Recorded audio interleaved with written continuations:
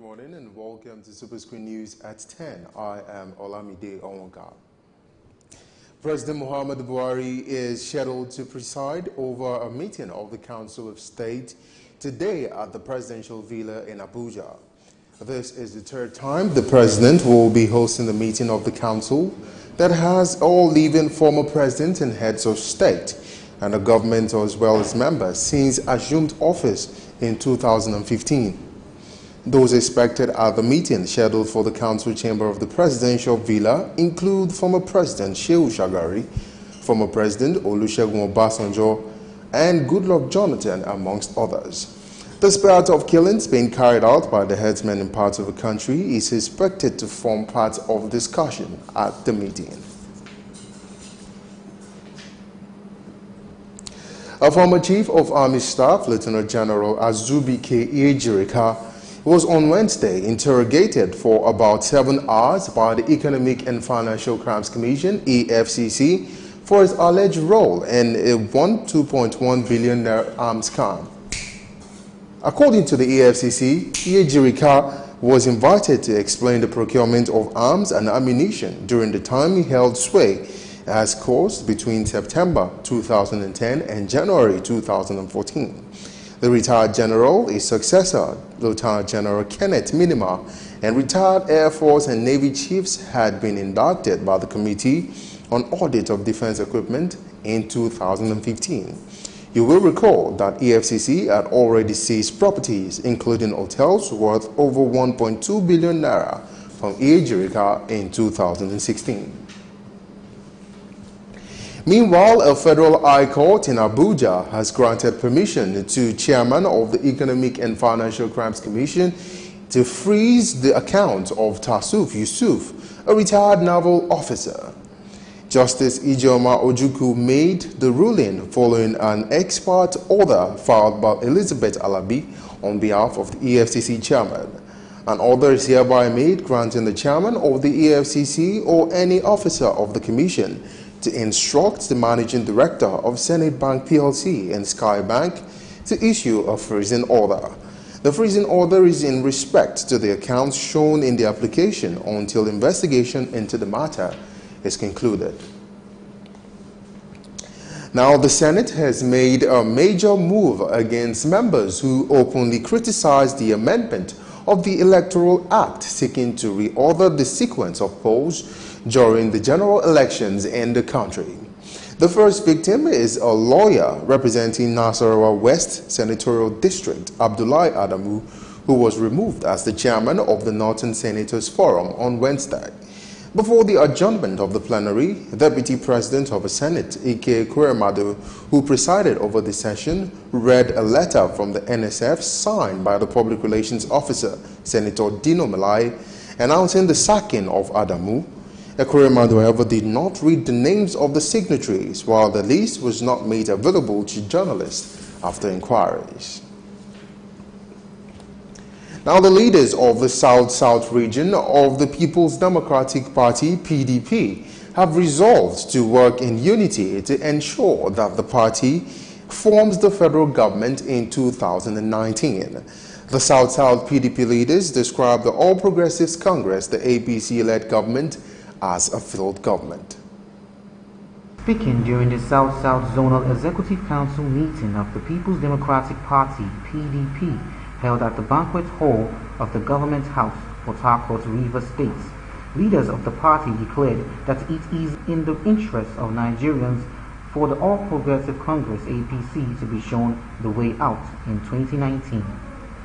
The state governor, Nyesom Wike, vowed that the PDP leaders will do everything possible to ensure that the party emerges victorious in the 2019 general elections.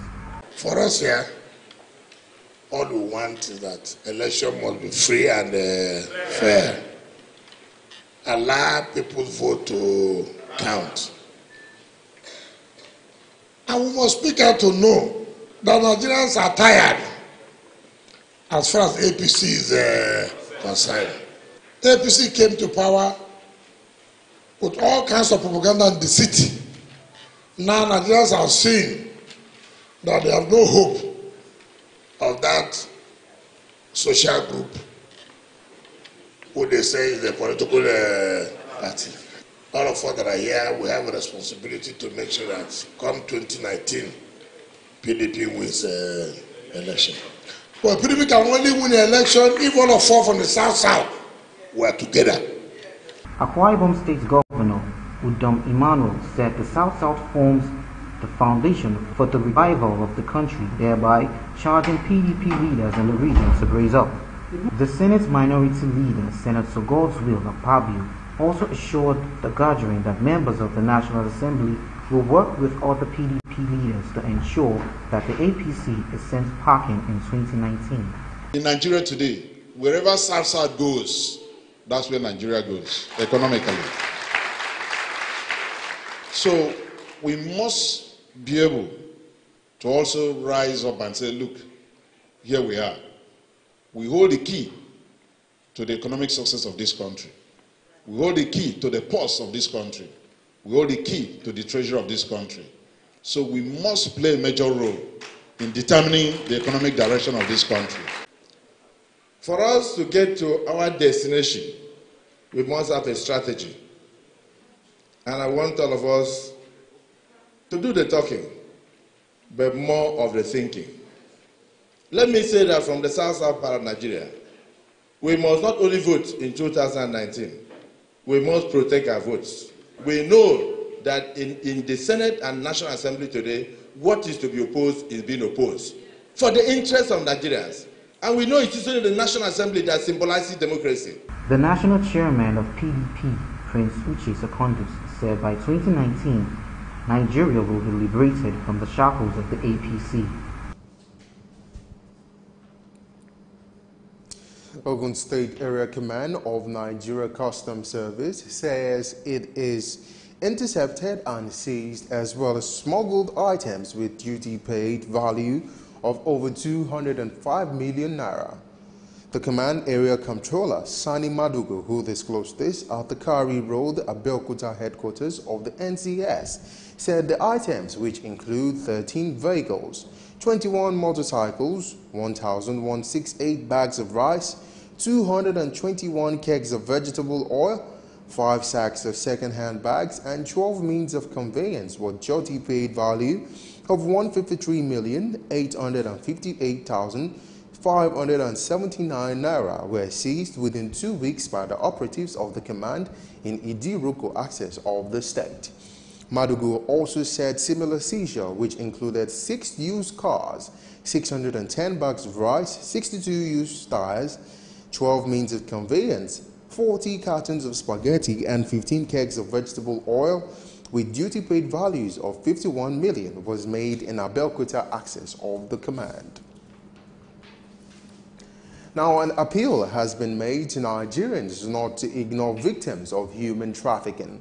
This appeal was made at Anti-Human Trafficking Awareness Program organized by the Salvation Army to sensitize Nigerians on the danger of human trafficking.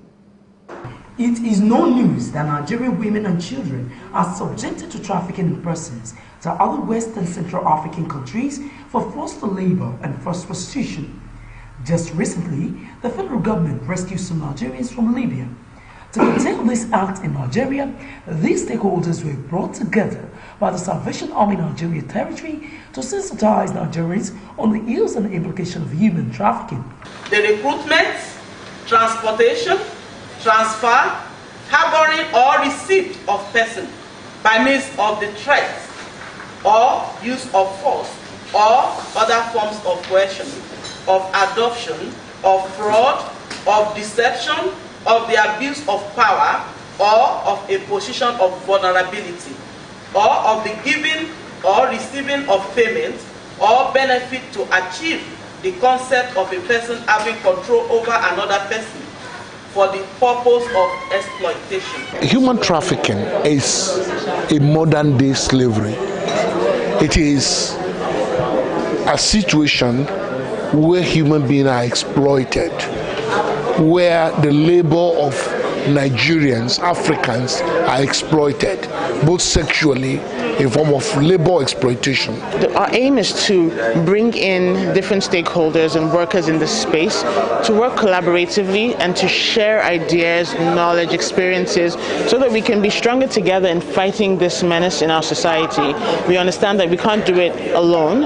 It will take a multi-pronged approach and a multi-agency approach to really fight it effectively. While these stakeholders were unanimous in their submission that poverty is a major cause of human trafficking, they speak on possible solutions to the menace. The bane of this is poverty. People are lured into traveling abroad, into sex working for money in order to take care of themselves, and they don't see anything wrong in it. And we're saying no, that in Nigeria there should be a stop to that, and hence this conference, so that when people are sensitized and everybody, all hands are joined together, all of us will fight this ill, which is now a trend. Human trafficking scenarios both in country and cross-border, and the most important thing is it requires involvement of the community, families, and the government and civil society organizations in resolving the push factors, the pull factors, and the operation of the traffickers and smugglers in the country. The most important thing is for us not only to rescue from the clutches of the exploiters, victims of human trafficking, but also to see a process of proper reintegration into the society, that victims are rescued, they are made to go through a system of vocational training, and then they are empowered and reintegrated into the society. According to the United Nations Education, Scientific and Cultural Organization, UNESCO, Nigeria is one of the leading African countries in human trafficking. In view of this, the time is right for awareness to be raised among citizens on the dangers of human trafficking.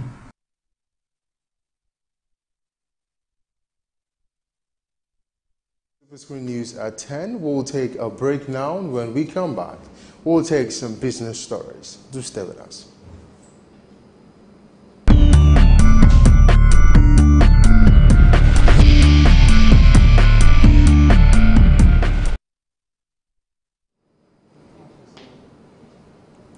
Welcome back to SuperScreen News at 10. And on the business scene, the Independent Petroleum Marketers Association of Nigeria, IPMAN, has warned that the ongoing fuel scarcity, which started since December 2017, may continue if the right steps are not taken by the authorities to address the problem. The chairman of IPMAN Western Zone, Debo Ahmed, who disclosed this, also said the NNPC has no capacity to meet the nation's total petrol demand. Ahmed, whose zone covers Oyo, Osun, Lagos, Kwara, Ondo, and Ekiti states, said NNPC has been the sole importer and distributor of petrol, a situation which he described as a dangerous monopoly. He said that fuel scarcity would only abate if NNPC could massively import the premium motor spirit and distribute with IPMAN, Major Oil Marketers Association of Nigeria, and to all retail outlets or the corporation's mega stations. Meanwhile, the Naira closed at 362 per United States dollar at the parallel market on Wednesday, 2 days after the Central Bank of Nigeria injected $210 million into the foreign exchange market. The local unit had closed at 363 to a dollar on Tuesday. The Naira has been trading between 360 and 363 in recent weeks, as CBN continues to intervene in the market once or twice on a weekly basis. The regulator had injected over $500 million into the forex market between penultimate Friday and last Monday. Only analysts have said that the Naira is likely to remain stable against the greenback this week, as demand for the U.S. currency weakens whenever the unit trades below 360 per dollar.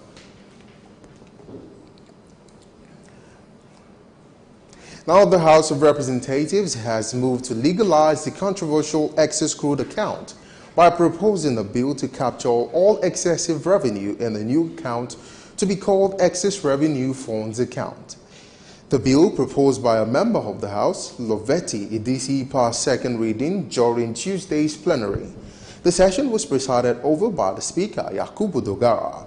The existing ECA is the account into which the federal government remits any crude oil revenue in excess of the budgeted crude oil benchmark for the current year. Still talking business, the Nigeria Extractive Industry Transparency Initiative in Abuja says the Federation Account Allocation Committee disbursement has increased by 25% in 2017. The NEITI Director of Communications and Advocacy, Oji, who disclosed this to journalists, said the FAAAC disbursed a total sum of 6.418 trillion naira in 2017, showing an increase of 25.8% and 6.8% in comparison to total disbursement of 5.1 trillion naira and 6.011 trillion naira in 2015 respectively. A state-by-the-state breakdown of the FAAC allocations in 2017 by the review showed that Akwa Ibom State received the highest share of 143.6 billion naira, followed by Rivers State with a total allocation of 119.6 billion naira in the allocation. You're still watching the SuperScreen News at 10. We'll take a break now. When we come back, we'll take some stories from the foreign scene and some sports stories. Stay with us.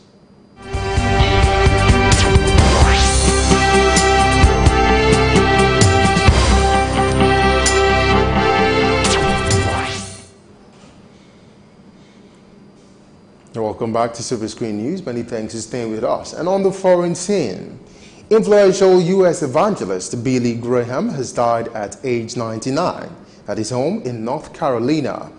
Graham became one of the best-known promoters of Christianity, beginning his worldwide mission in large arenas in London in 1954. Graham's public profile was raised in the United States when he held a 2-month ministry in a giant tent in Los Angeles in 1949. The preacher, who was ordained a minister at the age 21, had a 60-year career in which he is estimated to have preached to hundreds or millions of people. Graham preached his final revival meeting in New York in 2005 at age of 86. At the end of his life approach, he said he knows that soon his life would be over and thanked God for it. Reacting on his death, President Donald Trump called him a special man, while the former U.S. President Barack Obama said he was a guide to millions of Americans. Meanwhile, Pakistan's Supreme Court has ruled that former Prime Minister Nawaz Sharif cannot head the country's ruling party. The court's decision on Wednesday comes months after Sharif was deemed unfit to hold public office over corruption allegations and forced to step down. A subsequent law known as the Elections Act of 2017 was passed by the ruling Pakistan Muslim League Nawaz and the party last year, which allowed Sharif to retake his post as party leader despite the charges leveled against him. In the decision, the court ruled someone disqualified under the tenets of the Pakistani constitution cannot hold a political party. And still on the foreign scene, Israel's Prime Minister Benjamin Netanyahu says the country helped stop an unimaginable slaughter in Australia. Australia confirmed Israel helped avert an alleged terror plot on the nation to bring down a plane last year. Last July, Australian police charged 2 brothers over an alleged plan to blow up an Etihad Airways flight traveling from Sydney to Abu Dhabi.